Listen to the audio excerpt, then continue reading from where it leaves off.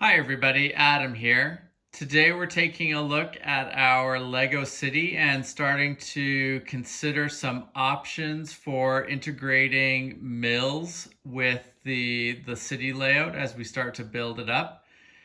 Now, our city is in its early stages here. We've only unpacked a few of our modulars and we haven't started building any of the other modulars or modular-like buildings that we have in our collection because I wanted to really understand what the strategy was going to be for the foundation that all of these buildings were going to be built upon. And I'm really interested in digging into mills and integrating that into our layout. And for those of you that don't know, MILS stands for Modular Integrated Landscaping System. Originally put together and laid out by the HISPA Brick magazine staff for their dioramas they were setting up at conventions and for displays. And it's really grown out of that. And I think the interesting thing about this as a structure is that it's very modular, very easy to move pieces around in your layout.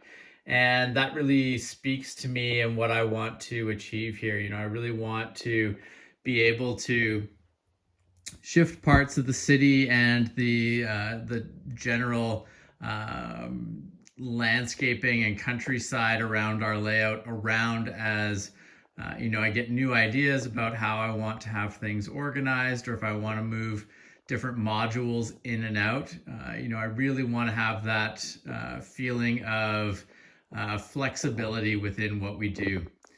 Now, taking a closer look at what MILS is, probably the best way here is to have a more practical example. So I've got a couple of initial test structures that I was working on. So you'll notice here that MILS plates are comprised of a base plate, 32 by 32, with a layer of brick across and then a layer of plates across that. And then from that structure you build up, whether it be landscape, your modular buildings, or otherwise. Now, I've made a few deviations from the standard sort of layout that they show in some of their diagrams. But the key thing here is that you've got these bricks on the side with the Technic pinholes so that you can connect these modules together. So you can see here, if we had pins in, these two modules would connect together. The standard ones that they show for most people who are using MILS are this set right here and this set at the end. For the middle one that they quite often show, I've chosen to put the little archway in so that I've got the option to run wiring through the underside of this base plate. I think it would be really nice to have the flexibility to wire various things, whether it be street lights, just lamp posts, billboards, any sort of things that we want to wire throughout the city. It would be nice if we were able to run stuff underneath the base plates to get the wires to where they need to go, without having to try to be doing stuff on top of the surface level of the city. So that's why I'm choosing to do that. I think it'll add some flexibility. Now, I did see in some cases, I've seen people add this extra layer of brick here, or these extra couple bricks to provide additional opportunities to sort of solidify and connect modules together. These two are not required, not a common thing necessarily, but I wanted to give myself the flexibility, so I've put them in for now. Now, other things of note here Obviously, this is going to be a ton of bricks.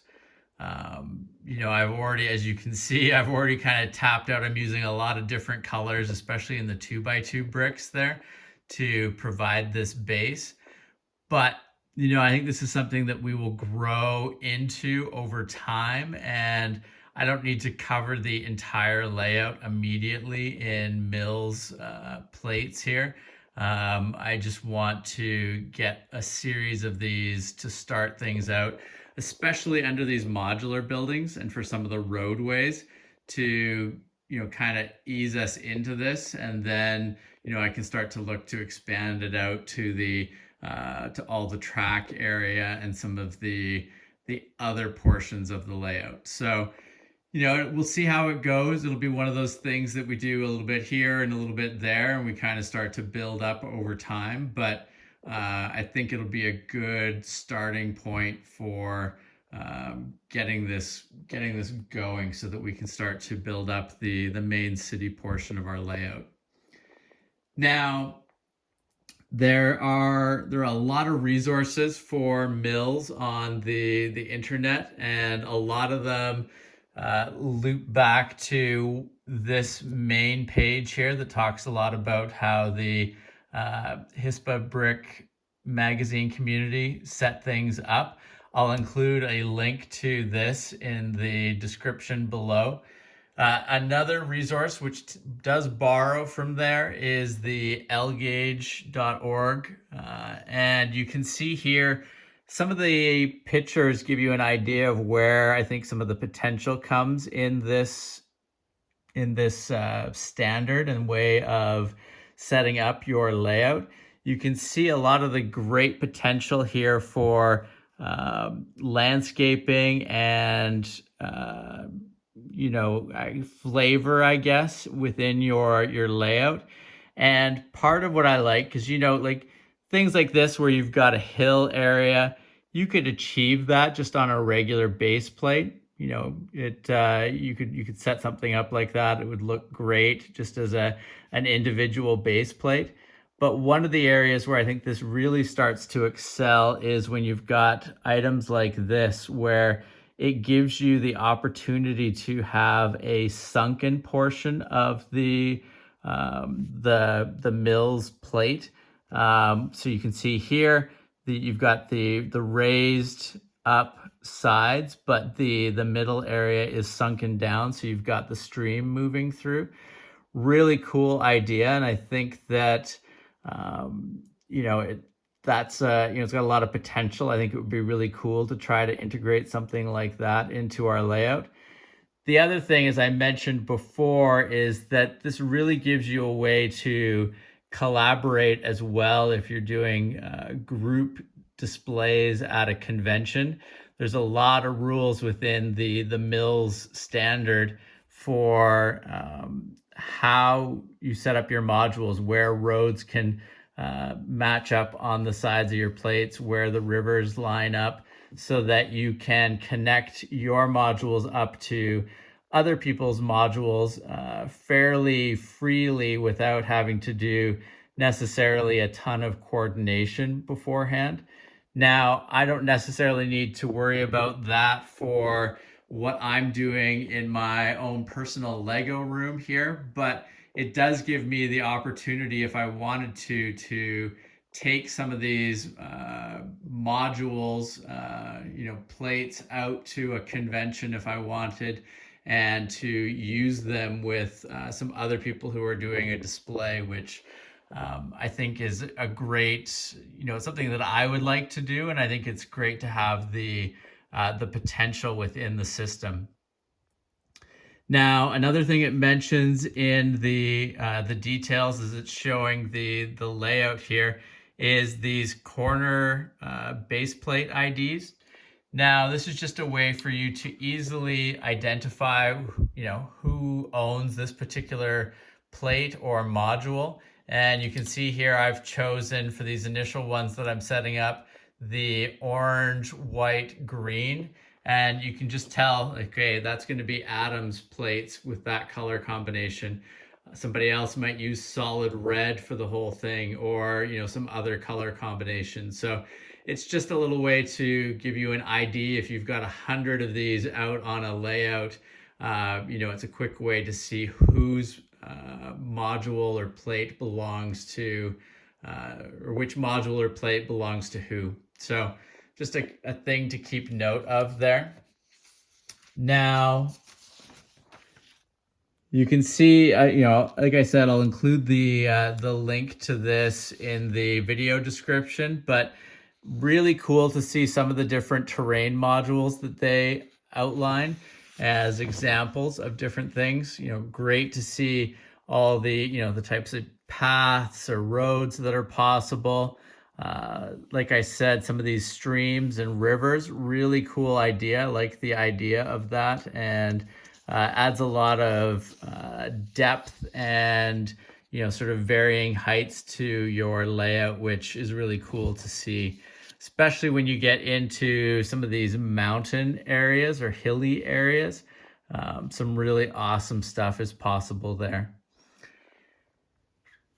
Now, that's great for these modules that you'll be connecting for, like, let's say modular buildings or countryside around your layout. But what options exist for roadways? Because obviously you can see, in any Lego city, I've got the road base plates here. Roads make up a really big portion of what you typically see in a Lego city, and you have to have a great solution for that. And fortunately, we attended the online version of the Brick Can convention this year, and Neil Snowball, member of the Vancouver Lego Club, attended and gave a presentation on his brick-built road system. I'll include a link below to the Vancouver Lego Club site so that you can see his presentation and check it out for yourself. But basically, he outlined, as a starting point, a few different types of roads that you could build using the MILS approach. And so you can see here, you've got asphalt road with gutters, asphalt with edge lines, blockwork road with gutters, and blockwork road with edge lines. Really like this blockwork road. It's like basically a brick road that you sometimes see, kind of an older school road, or sometimes in special areas of downtowns or various parts of cities, which I think is really cool.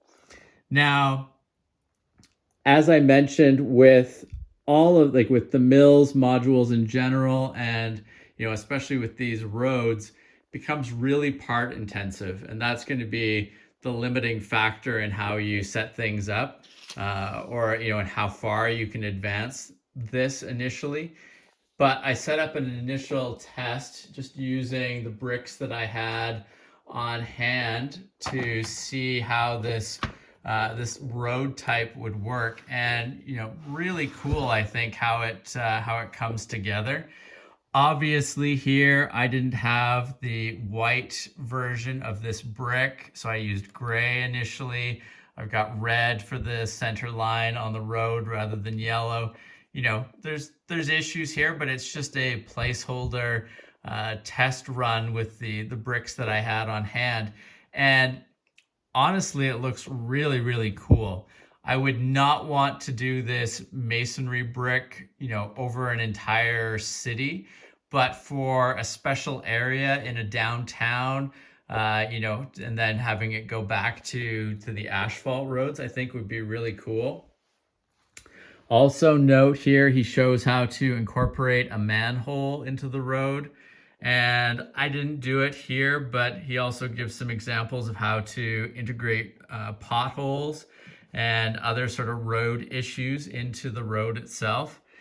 So a really cool idea here, and you can start to see how, that could pair up against, imagine that this right here was a modular building. You've got your nice your nice deep sidewalk here, your modular building. You've got cars going by on the road. Really easy to connect these modules in.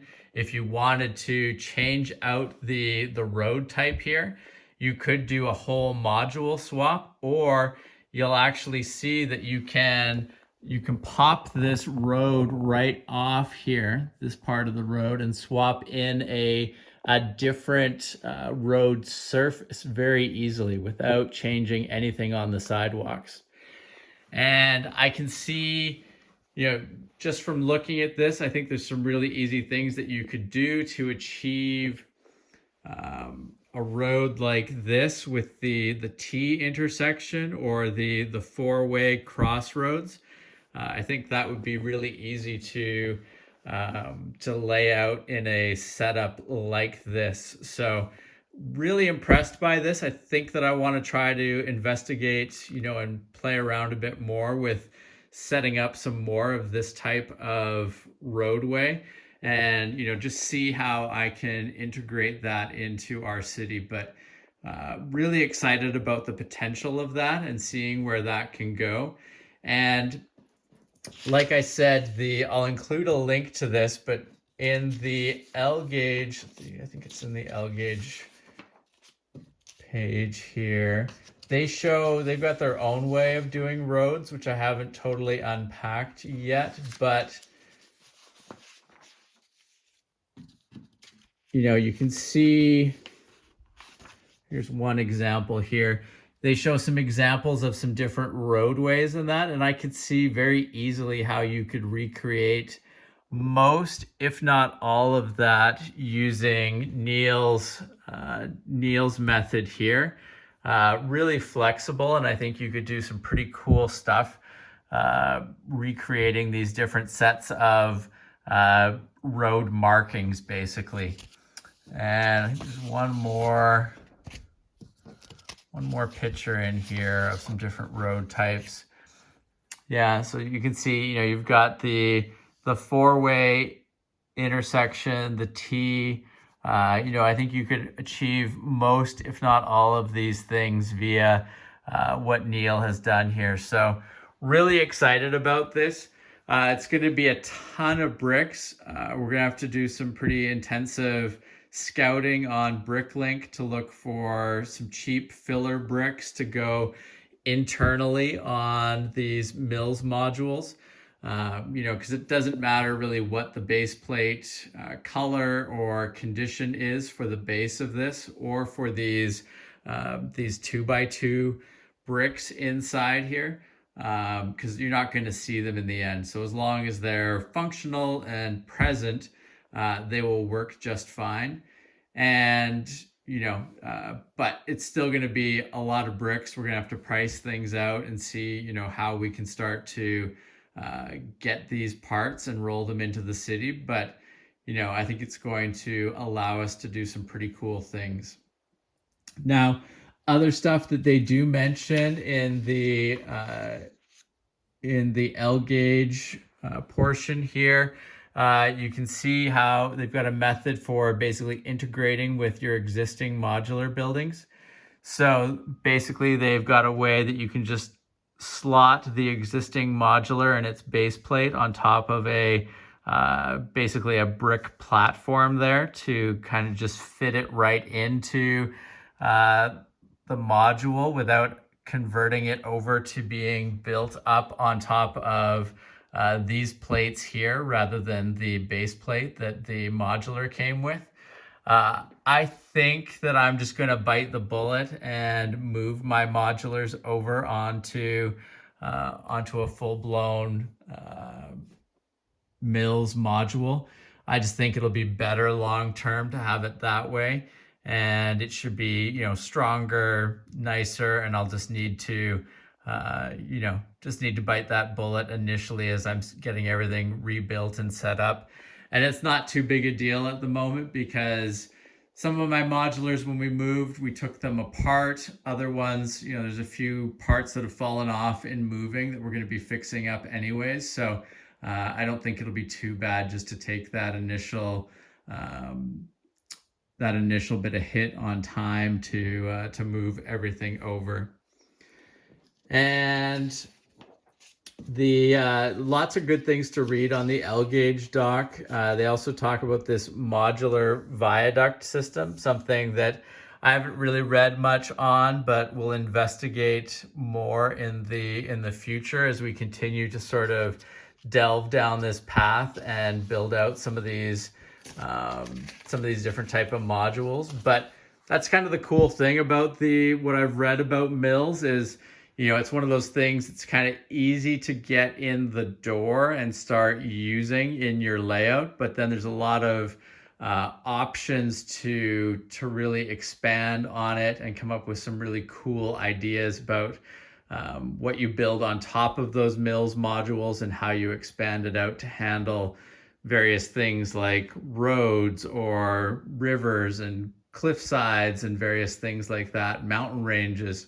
So really cool to see, and definitely can expect to see more on this as we work to integrate this into our layout here in the Lego room.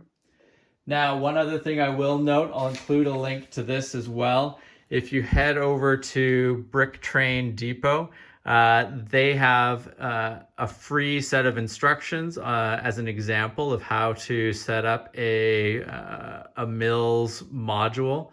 And they've got a number of instruction sets on their website that are based off of using MILS modules for buildings and such. So great resource there that I will link below and you can check out as well. So, as I said, this is going to be a big project. It's something that I've been thinking about, but now that we want to really expand out and start bringing our Lego table to life and really starting to add a lot of stuff to it, I think it's the right time to take the plunge on this so that we can kind of do everything right the first time and give ourselves a lot of flexibility as we start to go forward, so that if there's things that we want to change later, it'll be much easier to shift these modules around as we customize and adapt our layout here.